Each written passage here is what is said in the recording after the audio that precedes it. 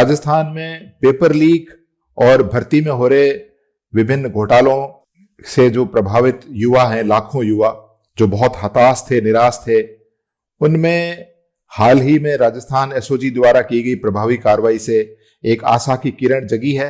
और एक बहुत अच्छी बात आज देखने को मिली है कि माननीय मुख्यमंत्री महोदय ने पूरी एसओजी की टीम को बुलाया, पूरी जानकारी ली उनसे और प्रभावी कार्रवाई करने के लिए बोला और उनको सारे साधन उपलब्ध कराने का भरोसा दिया। और एक बहुत सुंदर बात उन्होंने कही कि जब भी एसओजी की टीम थके, देर रात में थकावा महसूस करे, तो उनको उन पीड़ित युवाओं के चेहरे याद आने चाहिए जो कि इन घोटालों में प्रभावित हुए हैं। ये बहुत मोटिवेशन की बात है और इससे एक बहुत अच्छा मैसेज सारी टीम के अंदर जाता है। पहले ऐसा नहीं होता था। पिछले 5 सालों में, पिछली सरकार में करीब करीब सारे पेपर लीक हुए। विभिन्न बोर्डों में और लोक सेवा आयोग के सदस्य और उनके अधिकारी बार बार पकड़े गए, लेकिन उन इन्वेस्टिगेशंस को आगे नहीं बढ़ने दिया गया। एक राज्य मंत्री का दर्जा प्राप्त व्यक्ति 18 लाख रुपए की रिश्वतखोरी में पकड़ा गया, जिसके मोबाइल में सदस्यों से हो रही चैटिंग, जो संदिग्ध चैटिंग, जिससे कि भर्ती में घपले का एक सुराग मिल सकता था, वो मिला। और तो और उसकी मोबाइल में ओएमआर सीट तक मिली, लेकिन उन इन्वेस्टिगेशंस को आगे नहीं होने दिया। उस समय या तो मीटिंग होती नहीं थी, गृह मंत्री का चार्ज मुख्यमंत्री जी के पास था, और ना तो ज्यादातर उनका समय नहीं मिलता था तो वो मीटिंग करते नहीं थे, और अगर मीटिंग होती थी तो उसके अंदर उनकी पार्टी के एक वरिष्ठ नेता और एक केंद्रीय मंत्री महोदय को किसी फालतू मामले में उलझाने के लिए ही ज्यादातर सारी योजनाएं बनती रहती थी। कभी कोई सीरियस बात नहीं हुई कि किस तरह से हम युवाओं के साथ हो रहे कुठाराघात को रोक सकते हैं। 5 वर्ष में कानून व्यवस्था, पेपर लीक, युवाओं के भविष्य के साथ हो रहे खिलवाड़ पर कभी मुख्यमंत्री महोदय ने चर्चा में भाग नहीं लिया।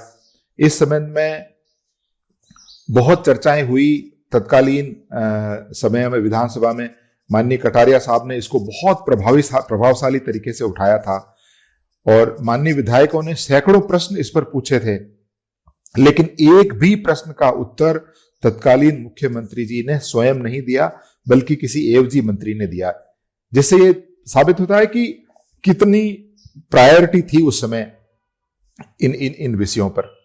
भर्ती से संबंधित बोर्डों और आयोगों में ऐसे संदिग्ध लोगों को लगाया गया जिससे कि पूरा राजस्थान शर्मसार है। पूरे देश के भ्रष्टतम आयोग के रूप में इसकी पहचान होने लगी है। और तो और इनके अपने दल के एक आधिकारिक प्रत्याशी के रूप में चुनाव लड़े व्यक्ति को, जिसने चुनाव में पानी की तरह पैसा बहाया, लेकिन जनता ने नकार दिया, लेकिन उसके बाद भी उनको आयोग का सदस्य बनाया गया है।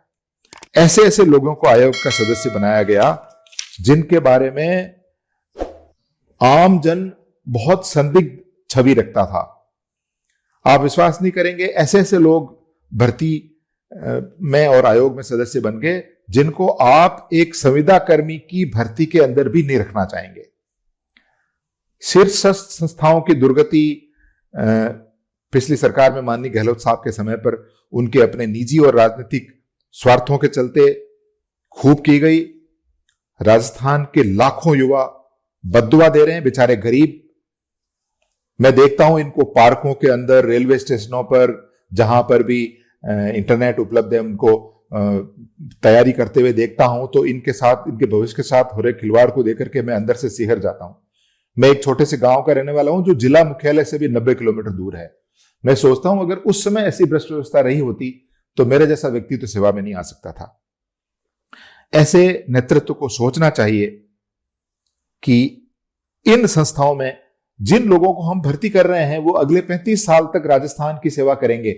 तो यदि हम ईमानदार, स्वच्छ छवि के और पारदर्शी सिस्टम से भर्ती करेंगे तो हम उनसे आशा कर सकते हैं कि वो राज्य की अच्छे से सेवा करेंगे। लेकिन अगर सारा सिस्टम ही भ्रष्ट होगा और सारा सिस्टम फेवर के रूप में होगा, अपने चुनिंदा लोगों के रिश्तेदारों को भर्ती करने में लगा होगा, तो उस पर जनता का विश्वास कभी भी नहीं होगा।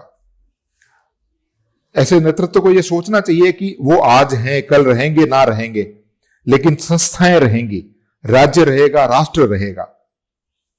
और उनमें याद किया जाएगा कि कब कैसी साफ व्यवस्था थी या दूषित व्यवस्था थी। अब मैं उम्मीद करता हूं कि जो आशा की किरण वर्तमान सरकार ने कड़ी कार्रवाई करके दिखाई है वो आगे भी जारी रहेगी और हमारे लाखों युवाओं को, जो गांवों के रहने वाले हैं, शहरों के रहने वाले हैं, बेचारे उम्मीद करते हैं कि वो भी कहीं न कहीं किसी सिस्टम में आकर के सेवा करेंगे, उनको एक पारदर्शी, एक मेरिट आधारित, एक सरल प्रक्रिया वाली भर्ती में शामिल होने का अवसर मिलेगा। हमारे अधिकारी और उनकी टीम बहुत सक्षम है। उनको अगर अच्छे एक्सपर्ट्स, टेक्निकल एक्सपर्ट्स और अच्छे लॉयर्स की टीम अगर दी जाए, सपोर्ट दी जाए, तो वो जरूर लॉजिकल एंड पर पहुंच सकते हैं, जिससे कि जो बड़े षड्यंत्रकारी हैं, जिन्होंने करोड़ों कमाने के लिए, अपने कोचिंग इंस्टीट्यूट्स का कारोबार बढ़ाने के लिए और अपने स्वार्थ की पूर्ति करने के लिए इस सिस्टम को खराब कर रखा है, हैक कर रखा है, उसमें कुछ सुधार हो सके और जो रियल कल्प्रिट्स हैं, जो प्रभावशाली लोग हैं, वो कानून के दायरे में आ सके, ऐसी उम्मीद सभी करते हैं। ये ऑडियो बीजेपी के एक्स प्लेटफॉर्म के ऑफिशियल हैंडल से शेयर किया गया है, अतः परम न्यूज इस वीडियो की पुष्टि नहीं करता है।